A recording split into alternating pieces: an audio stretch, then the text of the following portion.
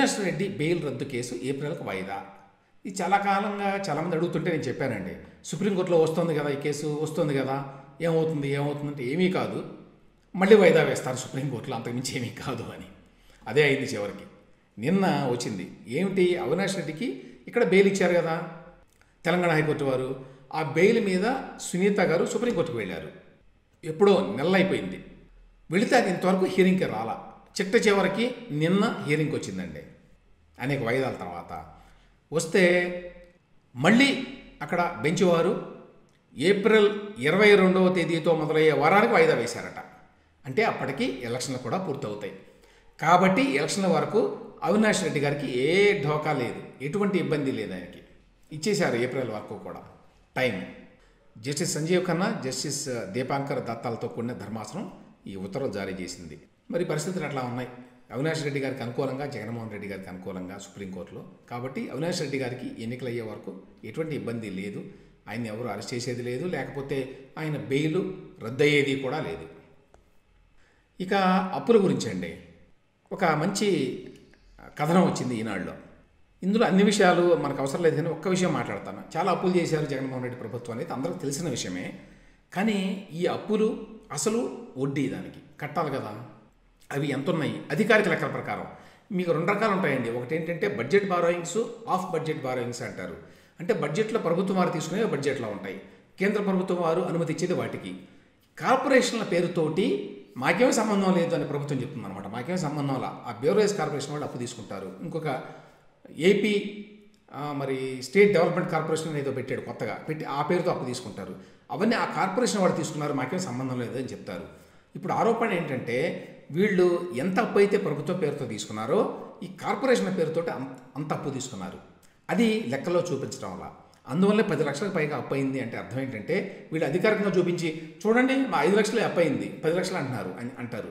5 లక్షలు budget borrowings అనమాట.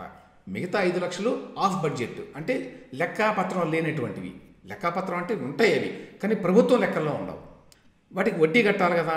ఇది ఏంటి, ఓన్లీ ప్రభుత్వం తీసుకున్న అప్పుల మీద కట్టేటువంటి అసలు వడ్డీ అండి. ఎంతయ్యా అంటే మీరు నమ్మండి నమ్మకపోండి, మనకి 2 లక్షల కోట్ల రూపాయల పన్నులు ముక్కుపిండి వసూలు చేస్తున్నారండి ఆ రాష్ట్రంలో.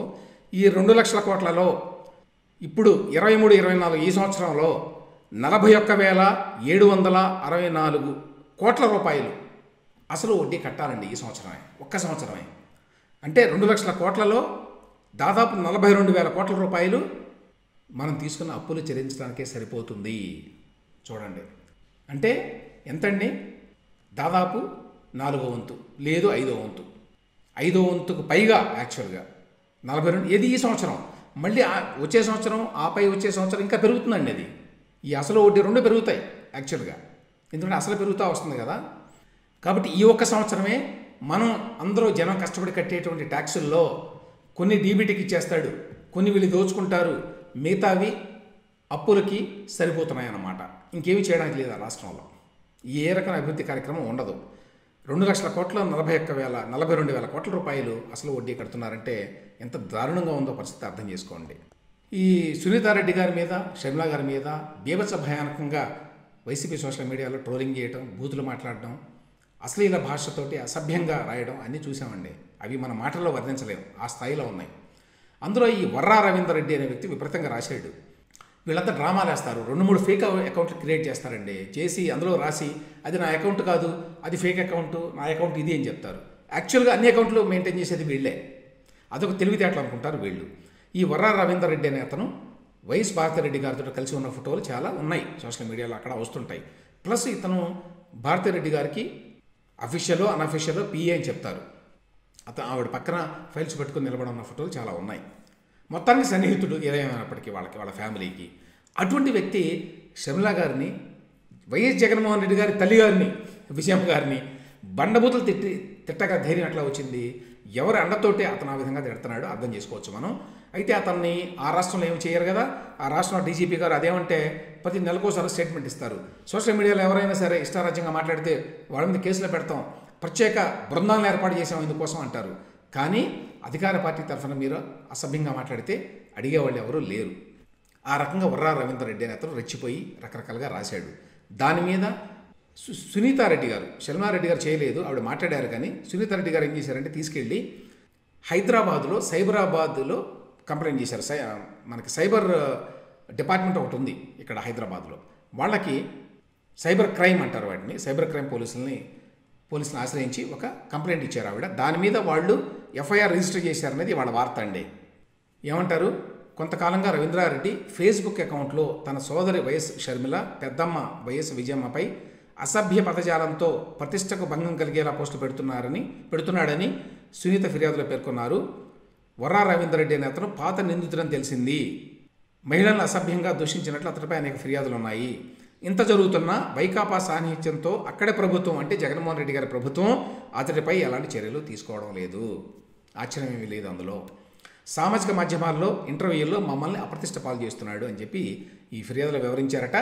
దీని మీద సైబర్ క్రైమ్ పోలీసులు సోమవారం కేసు నమోదు చేశారట. ఇక్కడ కాబట్టి నమోదు చేశారు, అక్కడైతే నమోదు జరిగేది కాదు. చివరగా ఒక చిన్న వెరైటీ కథనం అండి, వెరైటీ న్యూస్ ఏమిటంటే, పోలవరానికి నరేంద్ర మోదీ గారి పేరు పెట్టాలి అని చెప్పి జీవీఎల్ నరసింహారావు గారు పార్లమెంట్లో నిన్న డిమాండ్ చేశారండి. రాజ్యసభలో ప్రశ్నోత్తరాల సమయంలో పోలవరం మీద జరిగిన చర్చలో జీవీఎల్ నరసింహారావు గారు మాట్లాడి, ప్రతి పైసా కేంద్ర ప్రభుత్వమే ఇస్తున్నది పోలవరానికి, అందువల్ల జాతీయ హోదా కల్పించి మేము దండిగా నిధులు ఇస్తున్నారు కాబట్టి దానికి ప్రధానమంత్రి మోదీ సాగునీటి ప్రాజెక్టుగా నామకరణం చేయాలి అని చెప్పి ఆయన కోరారట. ఇప్పటికే జగన్మోహన్ రెడ్డి గారు వాళ్ళ నాన్న విగ్రహం కూడా ఒకటి తయారు చేసి మోడల్, ఒకటి 3D మోడల్ ఒకటి తయారు చేసి పెట్టారు. పెద్ద విగ్రహం పెట్టి వైఎస్ఆర్ మరి నీటిపారుదల ప్రాజెక్ట్ అనేది పేరు పెడుతున్నామని కూడా చెప్పారండి. ఆల్రెడీ యాక్చువల్గా ప్రకటించారు. దానికి ఎన్నో 70 అడుగులు 100 అడుగుల విగ్రహం అన్నారు.